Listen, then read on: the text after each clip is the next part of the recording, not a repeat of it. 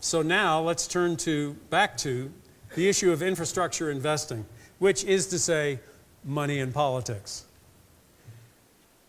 I've talked about aging populations and how this is going to create problems for your state governments and many municipal governments as well. As well, there is an attitude rising which I find very disturbing.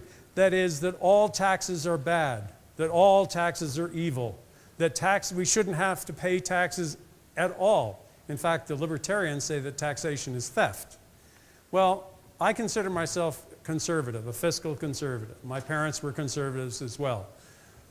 When you are running down your infrastructure, what you are doing is cashing the checks that your parents and grandparents invested in your future and leaving debts in place for your children and grandchildren.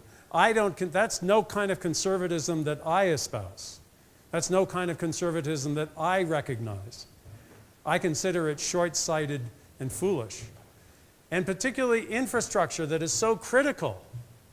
It's important to recognize that there are times when not spending money is more expensive than spending money. The cost of an infrastructure investment doesn't stand alone, because there is a cost if you don't make that infrastructure investment. And the difference between the cost of not making it and the cost of making it is the return on investment. So don't go to your legislatures and say, I think we need to spend this much money on roads, bridges, and transit.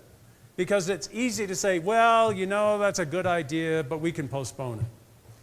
If instead you say, if we don't spend this money, it's going to cost us this, suddenly saying no is not a cost-free answer anymore.